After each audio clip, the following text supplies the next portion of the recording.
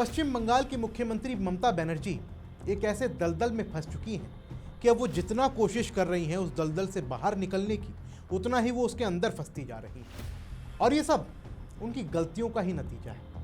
बंगाल की जो हालत उन्होंने बना दी है, उसकी सज़ा उन्हें आज नहीं तो कल तो मिलनी ही थी। और अब वो वक्त आ गया है। क्यों? क्योंकि ईडी और इलेक्शन कमीशन दोनों ने दीदी के खिलाफ एक ऐसा प्लान तैयार किया है जिससे दीदी का बचना अब मुश्किल ही नहीं, नामुमकिन है। और इसलिए अब ये सवाल भी उठने लगे हैं, क्या दीदी अब चुनाव लड़ भी पाएंगी या नहीं, या उससे पहले ही उन्हें जेल की सलाखों के पीछे जाना पड़ेगा? क्या दीदी की गिरफ्तारी अगली सुनवाई से पहले तय हो जाएगी? और क्या इस बार जब दीदी काला कोट पहनकर सुप्रीम कोर्ट में जाएंगी, लेकिन वहां से निकलना उनको हथकड़ी पहनकर होगा? नमस्कार दोस्तों, मेरा नाम है शुभम गुप्ता और आप देखना शुरू कर चुके हैं वीके न्यूज़। आज हम आपको इन सारे सवालों के जवाब देंगे, लेकिन उसके लिए आपको ये वीडियो अंत तक देखना होगा। तो चलिए शुरू करते हैं। देखिए, जब 2 फरवरी को ममता बनर्जी दिल्ली पहुंची तो दिल्ली पहुंचते ही उन्होंने ऐसा तांडव मचाया कि सड़क से लेकर संसद तक दीदी छाई रही। सारे टीवी चैनल, सोशल मीडिया, सब पर सिर्फ दीदी की ही चीख नजर आ रही थी और वो सड़क पर जोर जोर से चिल्ला रही थी, हाथ में माइक पकड़े हुए। अपने अंगरक्षकों, बंगाल के कुछ लोग जिनकी एसआईआर को लेकर शिकायत थी, कहा जा रहा है कि उनका नाम काट दिया गया और दीदी ने किसी को नहीं छोड़ा। जो सामने आया उसे लताड़ दिया। पहले तो उन्होंने बीजेपी पर खूब हमला बोला, फिर ईडी, इलेक्शन कमीशन, किसी को नहीं छोड़ा। और तो और वहां दिल्ली पुलिस उनकी सुरक्षा के लिए मौजूद थी, तो उन्होंने उसे भी लपेटे में ले लिया।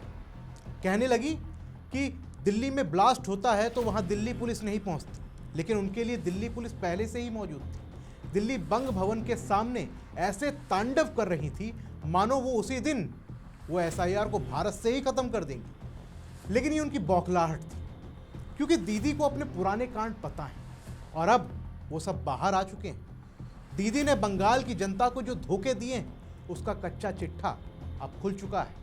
और मजे की बात तो ये है कि उसका सबूत उन्होंने खुद दे दिया जब वो ईडी की कार्रवाई के बीच में फाइल लेकर भागी थी। खैर, इस पर बाद में आएंगे, लेकिन उससे पहले आपको ये बता दें कि दीदी की चाल अब उल्टी पड़ गई। वो कैसे, चलिए आपको बताते हैं।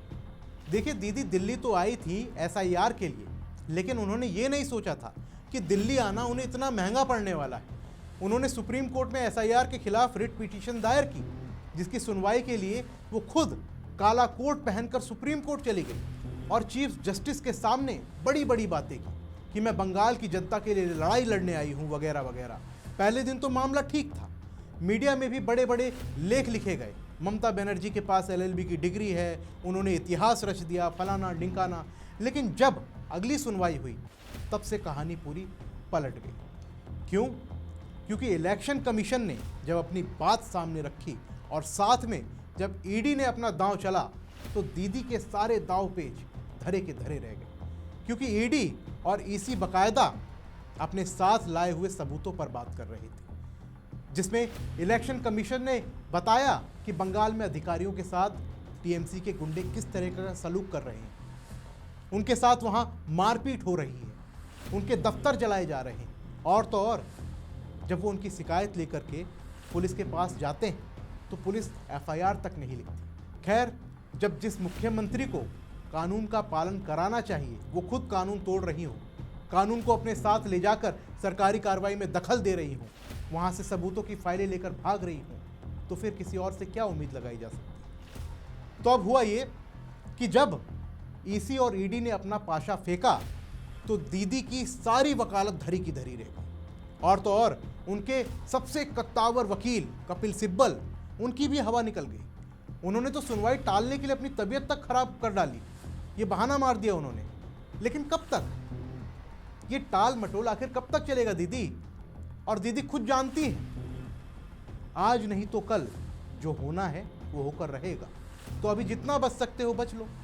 लेकिन वो कहावत तो आपने सुनी है ना कि बकरे की अम्मा कब तक खैर मनाए, और वो यहाँ एकदम फिट बैठती है, क्योंकि अगली सुनवाई 18 फरवरी को है और इस बार सुप्रीम कोर्ट भी एकदम सख्त हो गया है। उसने साफ कह दिया है कि ये टालना अब नहीं चलेगा, ये बहुत गंभीर मुद्दा है। और इधर ईडी और इलेक्शन कमीशन ने अपनी पूरी तैयारी कर ली और ऐसा माना जा रहा है कि दीदी का बंगाल चैप्टर 18 फरवरी को क्लोज हो जाएगा। पिछले बंगाल इलेक्शन तो आपको याद ही होंगे, 2021 में जब बंगाल में इलेक्शन का समय चल रहा था तो दीदी अपनी एक टांग से पूरा खेला खेल रही थी और वो उनके गुंडों ने जो खेला भी किया, जीत भी गई वो। लेकिन दीदी अब अपने ही खेल में फंस गई, अब उनके साथ खेला हो गया है।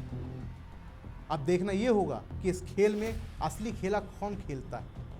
आप क्या सोचते हैं इसको लेकर के? अपने विचार हमें कमेंट बॉक्स में ज़रूर बताइए। फिलहाल के लिए इस वीडियो में बस इतना ही, मिलते हैं अगली वीडियो में, तब तक के लिए जय हिंद। वीके न्यूज़, राष्ट्र के नाम।